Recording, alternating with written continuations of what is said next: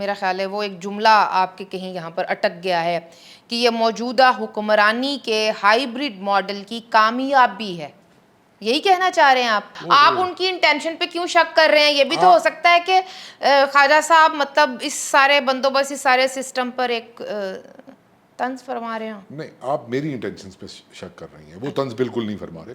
ऐसा मत करें, डिफेंस मिनिस्टर हैं, खुदा का खौफ करें। हाँ, और मैं उनको डिफेंड ना करूं। आप उनको डिफेंड ना करें, वो खुद अपना वो डिफेंस मिनिस्टर हैं। जो पिछला हाइब्रिड मॉडल था वो करप्ट था, वो पॉपुलिस्ट था, और क्या था वो इनकॉम्पिटेंट था।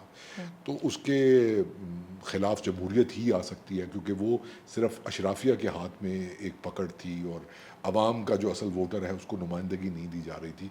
इस पे इलेक्शन लड़ा और बड़ा नून लीग ने एक इनकलाबी रोल प्ले किया, कुछ 3-4 लोग उनके सियासतदान तो बिल्कुल, और उसमें वो जमहूरियत की हमें अहमियत बता रहे थे, मियां नवाज शरीफ को वापस लाने की बात।